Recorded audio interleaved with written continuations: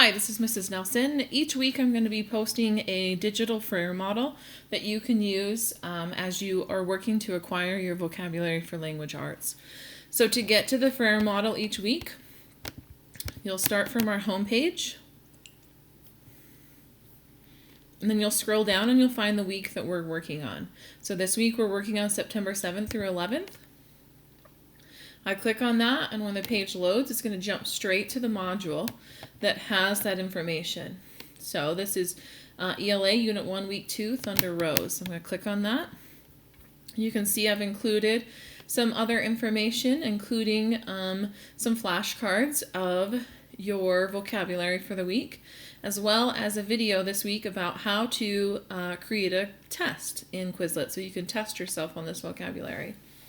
One of the things that your teacher has you do each week is to create a Frayer model.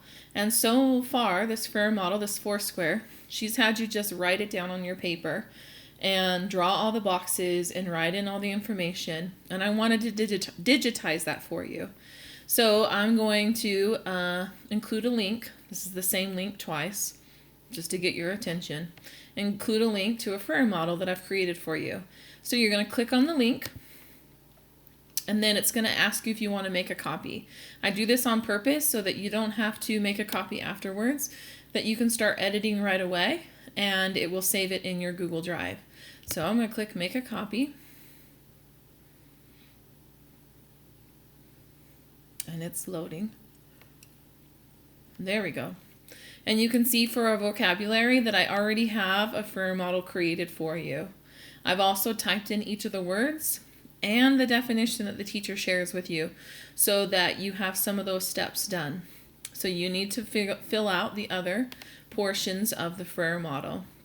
So this first word is branded. It says marked by burning an animal skin with a hot iron. I want to find a picture that goes along with that word to help me remember what branded means. So I'm going to come up here to this insert image option, click on the downward arrow, and then I'm going to say search the web. And then I will type the word or copy and paste the word if that's easier for you. So branded. I'm looking for a marking that's burned on an animal skin. So these first few pictures have nothing to do with it. And as much as I love cookies, that has nothing to do with it either. But this right here shows a horse. I'm going to zoom in to see it better. Maybe, if it'll load. Shows a horse that has a little emblem that's been burned into its skin so that it can be identified. I'm going to click this blue insert button, and that will add it to my slide. It's way too big for my Frayer model, so I'm going to change the size and put it up here in this box. If you want to, you can delete this back here so that text box isn't there. But if you want to, you can make this even more meaningful by circling the part of the picture that shows what branded means. It's not a horse, it's not the grass, it's not the field, it's that little mark that's right here. So I'm going to come up here to the shape tool, and I'm going to choose a circle. And I'm going to draw a circle around that part. Now that's useless. If I just left it like that, that wouldn't help me at all. So I need to change this a little bit. I need to come up here and say don't fill it with color. So I'm going to choose transparent instead, and I'm going to choose an outline that stands out. So I'm going to choose something with lots of contrast. I'm going to choose this bright yellow, and you can even make the circles, the lines of the circle thicker.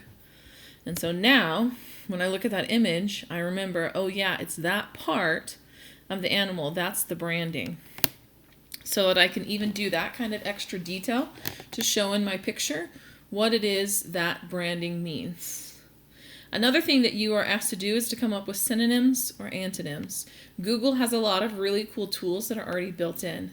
If I double click the word branded, so that means using a single finger, tapping 2 times really fast, then it will highlight the word, and then I can right click the word and choose define branded. And when I do that, it's going to give me more definition information, and sometimes these words will come up with synonyms or antonyms. So for synonyms, I can see that they're listed right here. And I can even click on those words, and it will take me to more information about them. But I know that it means marked by burning an animal's skin with a hot iron. So marked makes sense as a synonym. Let me use it. Also stamp. Yep, you use a hot stamp and you actually leave the stamp mark on the animal's skin.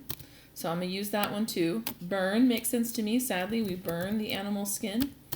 Sear is another word for burn, and I know that, so I can use it. If you don't know it, leave it off your list. And then identify. The reason why we brand an animal is to help us to identify the animal. So since all those synonyms make sense to me, I can include them in my list of synonyms. Now, antonyms aren't listed. I'm going to have to work a little harder to come up with antonyms, to come up with something that has the opposite meaning of marked or stamped or burned or seared or identified. And then your last step will be to write a sentence that uses branded. And of course, it can't be a sentence like, branded is my vocabulary word.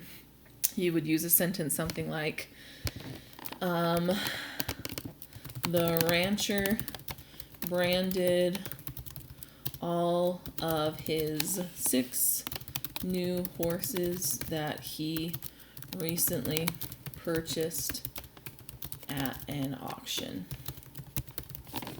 So you need to have a worthwhile, meaningful sentence that shows that you understand what the word branded means.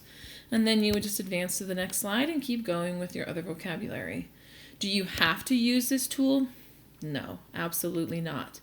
But can you use this tool? Will it make it more meaningful to you? Will it make it easier for you to complete versus drawing on the paper?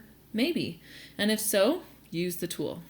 Again, you can get to that each week through our Canvas course, and you can find that information and find those Frayer models. Thanks for watching.